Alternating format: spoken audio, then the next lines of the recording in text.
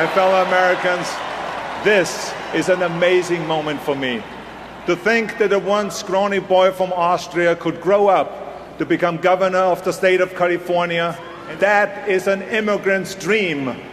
In school, when the teacher would talk about America, I would daydream about coming here. I would daydream about living here.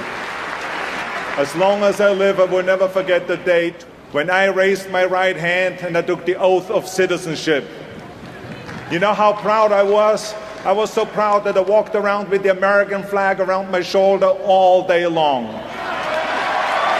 Everything about America seemed so big to me, so open, so possible. I finally arrived here in 1968. What a special day it was. I remember I arrived here with empty pockets, but full of dreams, full of determination, full of desire. To my fellow immigrants listening tonight, I want you to know how welcome you are. We encourage your dreams. We believe in your future. Everything I have, my career, my success, my family, I owe to America. In this country, it doesn't make any difference where you were born. It doesn't make any difference who your parents were. It doesn't make any difference if you're like me and couldn't even speak English until you were in your 20s. America gave me opportunities and my immigrant dreams came true. I want other people to get the same chances I did, the same opportunities, and I believe they can. We are the America that sends out the Peace Corps volunteers to teach our village children. We are the America that sends out the missionaries and doctors to raise up the poor and the sick. We are the America that gives more than any other country to fight AIDS in Africa and the developing world. And we are the America that fights not for imperialism, but for human rights and democracy.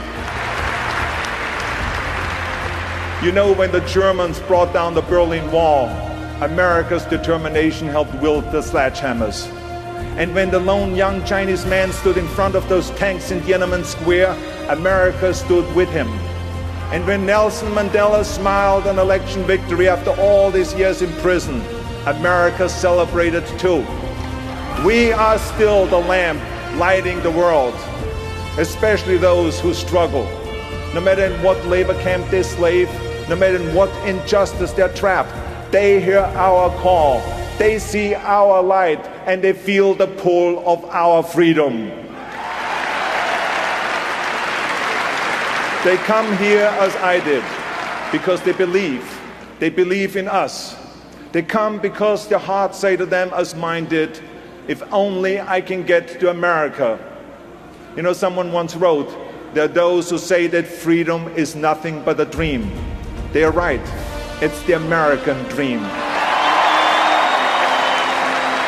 No matter the nationality, no matter the religion, no matter the ethnic background, America brings out the best in people.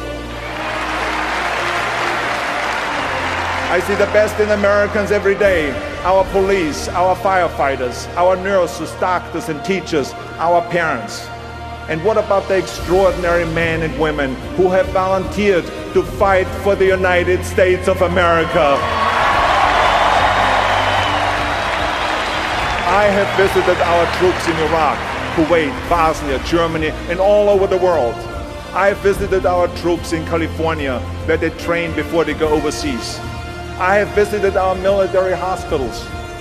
And I tell you this, that our men and women in uniform do not believe they're two Americas. They believe there's one America and they're fighting for it. I want you to know that I believe with all my heart that America remains the great idea that inspires the world. It is a privilege to be born here. It is an honor to become a citizen here. It is a gift to raise your family here, to vote here, and to live here. Here we can respectfully disagree and still be patriotic. You know, I was born in Europe and I have traveled all over the world, and I can tell you that there's no place, no country that is more compassionate, more generous, more accepting, and more welcoming than the United States of America.